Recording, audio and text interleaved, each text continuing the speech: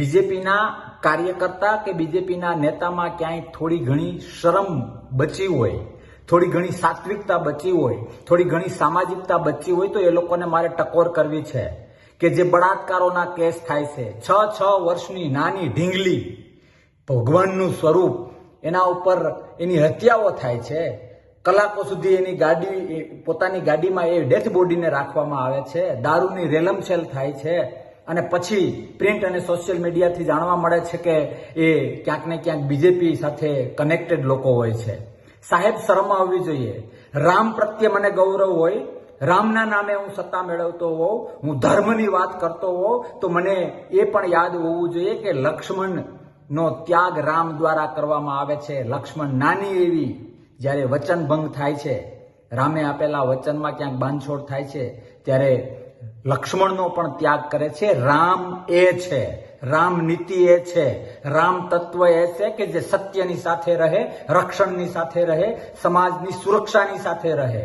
બીજેપીને મારે એક પડકાર આપવો છે કે તમારામાં કંઈક સાત્વિકતા નામનો છાંટો જો ટક્યો હોય તો આવા લોકો માટે તમે શા માટે ઢાંક પિછોડા કરો છો? બળાત્કાર જેવા કેસમાં એક રાજ્યમાં તમે આખું રાજ્ય માથે લો છો ને તમારા જ્યાં સત્તા છે, તમારી પાસે જ્યાં પાવર છે, ત્યાં તમે ચૂપચાપ બેસો છો.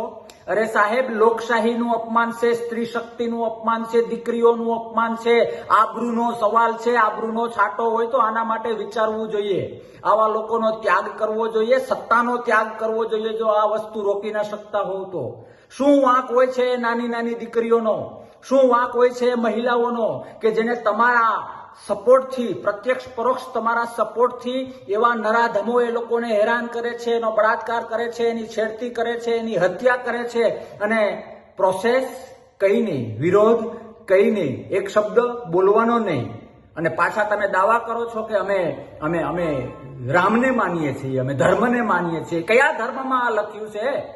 કઈ સાત્વિકતાની વાતમાં આ લખ્યું છે? કયા સમાજમાં આવું લખ્યું છે? બે હાથ અને ત્રીજું માથું જોડીને વિનંતી કરું કે શરમ કરો, શરમ. અને તમારા જે આ નેતાઓ, તમારા આ જે કાર્યકર્તાઓ જે હત્યા, બળાત્કાર, દારૂ સાથે જોડાયેલા છે, એને મોટા ન્યૂઝ બને એ રીતે એનો ત્યાગ કરો. બાકી બહુ લાંબો સમય નથી, લોકો તમારો ત્યાગ કરશે. બધું જ સહન થશે, મોંઘવારી સહન થશે, ખરાબ રસ્તા સહન થશે, અન્યાય સહન થશે, નાના મોટા, પણ બળાત્કારની વાત હોય, હત્યાની વાત હોય, માસૂમ દીકરીઓ ઉપર અત્યાચારની વાત હોય, એ સહન કરવામાં નહીં આવે. પાછા વળવાની જરૂર છે. લોકો બધું જ જોવે છે અને ભગવાન રામ પણ બધું જોવે છે. તમે રામના રસ્તે ચાલવાના દેખાવો કરો છો અને જે રાવણવાળી વાતને સ્વીકારો છો ને, એ લોકશાહીમાં ગઈકાલે પણ નહોતું ચલાવવામાં આવ્યું અને આવતીકાલે પણ નહીં ચલાવે. ભગવાન તમને બધાને સદબુદ્ધિ આપે એવી પ્રાર્થના.